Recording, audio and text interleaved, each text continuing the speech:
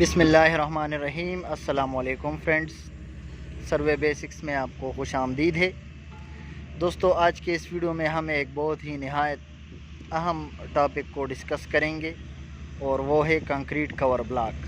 اس video میں ہم یہ دیکھیں گے کہ کنکریٹ کور بلاک ہوتا کیا ہے اور اس کا استعمال ہم کیوں کرتے ہیں۔ تو سب سے پہلے تو میں آپ کو بتاتا ہوں کہ کنکریٹ کور بلاک کیا ہے۔ یہ دیکھو، آپ اگر دیکھ سکتے ہو تو یہ ایک شیپ ہے ہمارے پاس کور بلاک کا، یہ بھی کنکریٹ کا ہی بنا ہوتا ہے۔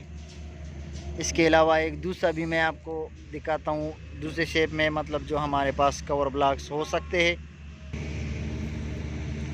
دوسرا یہ ہے میرے پاس فرینڈز، اگر آپ دیکھ سکتے ہو، وہ اگر آپ کو واضح نظر نہیں آتا تو یہ ہے میرے پاس، یہ اس کے نیچے لگا ہے۔ شیپس جو ہے وہ کور بلاکس کے مختلف بھی ہو سکتے ہیں۔ آتے ہیں مین پوائنٹ کی جانب کہ یہ کور بلاک ہم کیوں دیتے ہیں۔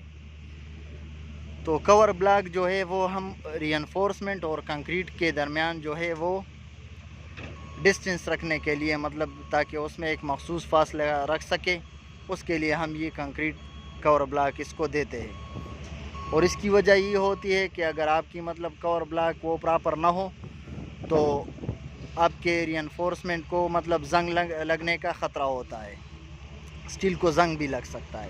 اور اگر مطلب آپ کے سلیب میں، بیم میں یا کالم میں سٹیل پہ زنگ لگ جائے تو وہ بلڈنگ کے لیے نقصان کا باعث بنتا ہے۔ دوسری چیز یہ ہے کہ مطلب یہ ری انفورسمنٹ، اس میں آگ کے خلاف وہ جو ہے مزاحمتی قوت اتنا نہیں ہوتا۔ خدا نخواستہ اگر بلڈنگ میں آگ لگ جائے اور آپ کی کنکریٹ جو یہ کور بلاک ہو یہ پراپر نہ ہو تو سٹیل جو ہے وہ ڈیفارم ہونا شروع ہو جاتا ہے۔ اس کے باعث جو ہے بلڈنگ گر بھی سکتا ہے۔ اگر گرے نہ تو اس میں مطلب کریکس کے 90% چانسز ہوتے ہیں کہ کریک ہو جائے۔ تو وہ کنکریٹ کور بلاک کی بہت لازمی چیز ہے۔ جب بھی آپ گھر بنائیں، بلڈنگ بنائیں تو پراپر جو ہے وہ کور بلاک رکھیں۔ اس کے علاوہ اگر آپ یہ دیکھنا چاہتے ہیں کہ مطلب کون سے کنکریٹ میں کون سا بلاک چاہیے تو اس پہ میں مزید ویڈیو انشاءاللہ بناؤں گا ڈیٹیل سے۔